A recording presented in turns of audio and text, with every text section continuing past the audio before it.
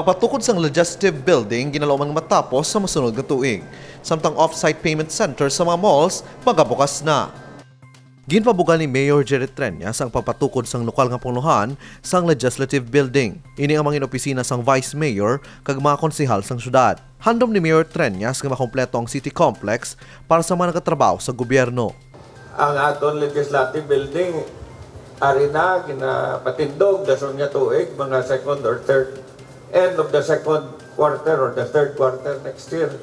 Masaylo na ni mga konsehales ta, si Vice, yom-yom lang ko gani, kadamo na sang sulat na baton ko. Gina-reserve na nila ang opisina ni Vice Mayor. Ko ay pangani kagwa damo nag-reserve. Pero te mo gina siguro Vice kete nakita nila nga gagutok nakita diri sa City Hall. May parking area man nga gipatukod ang syudad sa bulig sang GSIS. Suno sa alkalde, babuhinan ang mga salakyan sa palibot sang City Hall kag Plaza Libertad sa oras nga mga bukas ang parking area. Lahat nga ginapausar sa aton para parkingan ta. Sige to ubraman sa mga city engineers ta. Ginatapan nila, ginapasaka nila, ginabutangan suga. Kag subong nga semana maabot ang ginhulam ta nga pison nga lengto sa DPWH para matapan gid. Para nga ang tanan nga salakyan diri isaylo na naton to sa GSIS.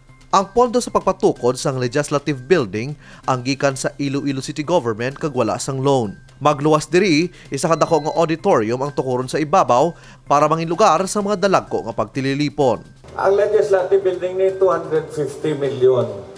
Halini tanan sa pondo sang syudad way ni utang. Ang size ni is almost jutay na lang siguro diferensya sa aton City Hall. Kag ang subabaw sini may auditorium kita nga dako. Para nga kung may mga meeting nga dalagko, diri na lang kita. Sa aton, hindi na ta magkadto pa sa iban nga mga hotel para ma-post para sa aton tanan. Target nga matapos ang duha ka mga proyekto sa second o third quarter sang 2023. Kevin Patrick Casipe para sa Level Up Patrol. Ginbida ni Mayor Jerry Treñas ang mas ginpapos nga pamaagi sang pagbayad sang buwis sang mga negosyante. Ini among off-site payment center sa apat ka mga mall sa syudad nga mahimo padulungan sa mga negosyante. Subong nga semana, ginalauman nga magabukas na ang off-site payment sa second floor sang Festive Walk Parade Building, second floor sang Merrimart Mall, third floor sang The Atrium, kag ang ginaobra karon sa SMCT Iloilo. Ang ato negosyante sa ini nga semana or dason nga semana, apat ka off-site payment centers dito na sa mall. Mabayad na lang sila to sa mall sang ilang mga buwis. Bangon sang maayo nga feedback ikan sa mga negosyante, duha pa ka mga mall sa distrito sang Molo kag City Proper ang maluyag man magpahamtang sang off-site payment center. Ang problema, may apat na kita, may duwa pagid ka mall nga gusto nga butangan naman to off-site. Ligote, sino na lang dibilin sa City Hall? Ato na lang to tanan sa mall. Kay ang GT Mall sa Molo, kag ang Robinson, gusto man may harapan sila. We are bringing the services closer to the people.